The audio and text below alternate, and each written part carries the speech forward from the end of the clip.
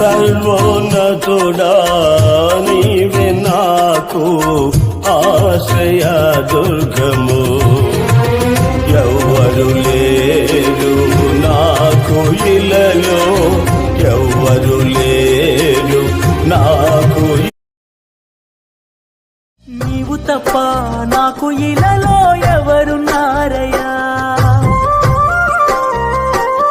నీ ప్రేమ కన్నా సాటి భూమిపై ఏది